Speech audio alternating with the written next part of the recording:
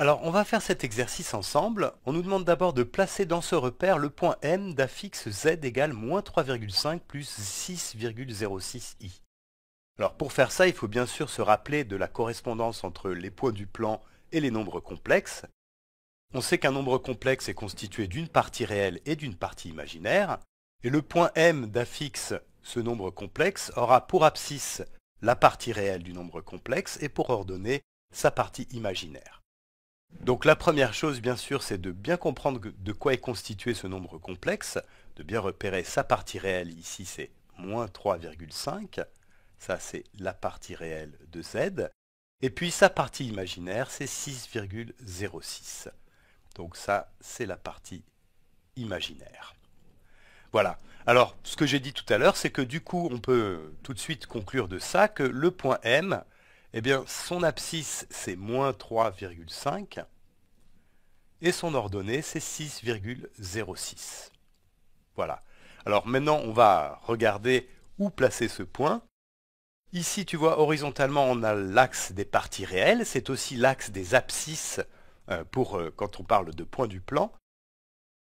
Et puis l'axe vertical, c'est l'axe des parties imaginaires quand on parle de nombres complexes, et c'est donc l'axe des ordonnées quand on parle de points du plan. Donc le point M a pour abscisse moins 3,5, moins 3,5 c'est ici à peu près, et puis son ordonnée c'est 6,06, alors évidemment on va être obligé de le faire un peu approximativement, puisque la graduation ici ne nous permet pas d'être très très précis, mais 6,06 on peut dire que c'est à peu près ici. Donc le point M, si tu veux, on peut le placer comme ça.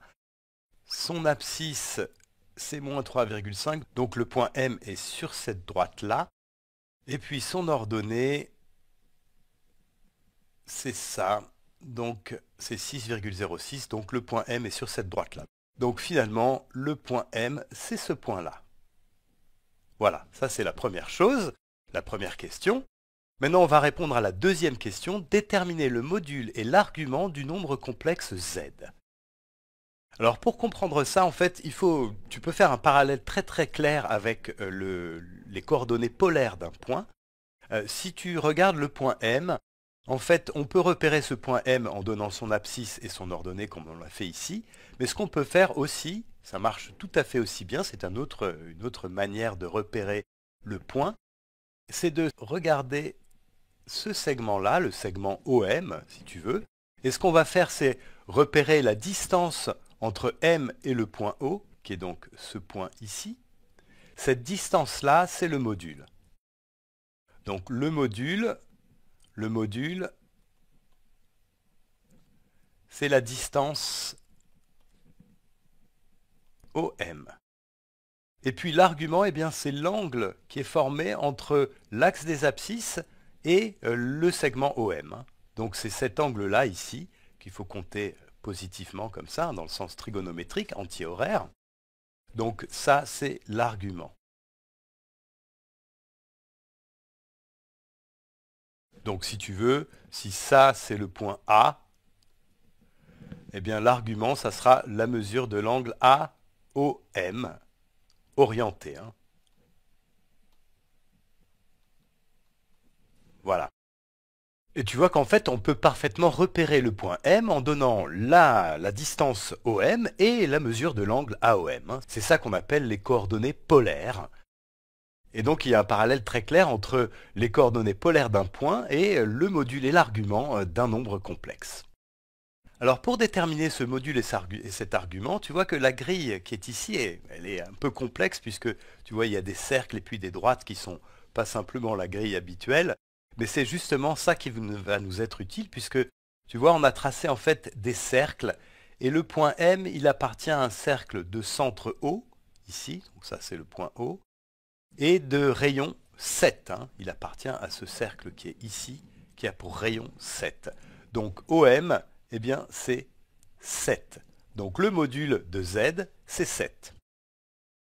Et puis pour l'argument, on va se servir des droites qui sont ici. Tu vois que en fait, l'angle pi, qui est donc un angle plat ici en partant de A, cet angle-là, il a été divisé en 1, 2, 3, 4, 5, 6 parties. Ce qui veut dire que cet angle-là, l'angle qui est ici, ça c'est un angle de pi sur 6 radians. Et ici aussi on a pi sur 6, là on a pi sur 6 aussi, et ainsi de suite. Tu vois qu'en fait, les droites nous permettent de repérer des angles de pi sur 6 radians. Donc ça va nous permettre de déterminer l'angle AOM, qui est donc l'argument du nombre complexe Z. Tout simplement, ici on a pi sur 6, encore pi sur 6, ça fait 2 fois pi sur 6, 3 fois pi sur 6, 4 fois pi sur 6.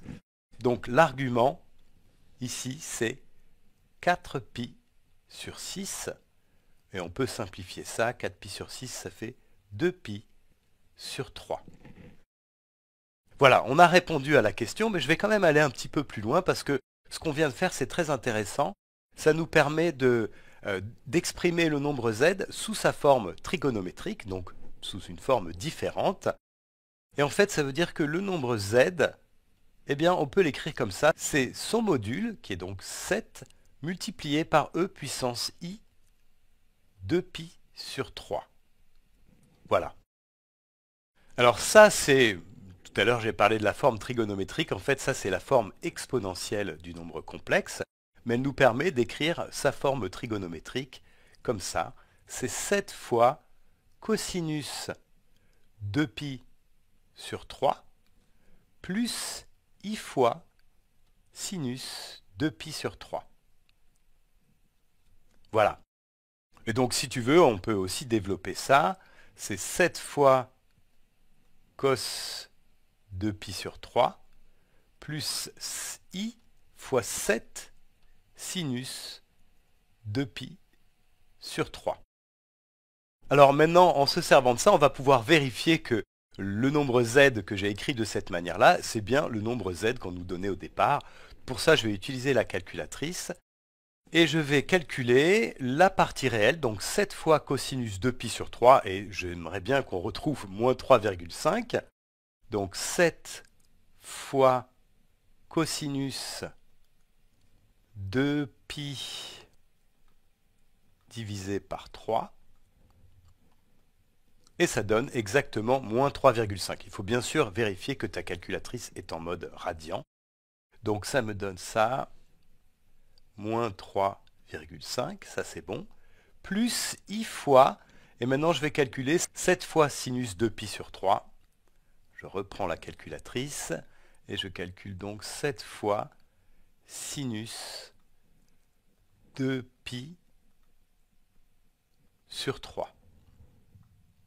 Et ça nous donne 6,0621. Bon, tu vois, c'est à peu près 6,06. Donc, je vais l'écrire comme ça, à peu près 6,06. Voilà, donc tu vois, ça nous permet de vérifier que ce qu'on a fait ici était correct. Et on a terminé. J'insiste sur le fait que tu vois cette grille comme ça, avec des cercles et des droites qui donnent un certain nombre d'angles, eh bien c'est très utile pour repérer un nombre complexe ou bien un point d'affixe ce nombre complexe. Et je voudrais aussi que tu comprennes bien le parallèle entre la forme trigonométrique d'un nombre complexe et les coordonnées polaires d'un point.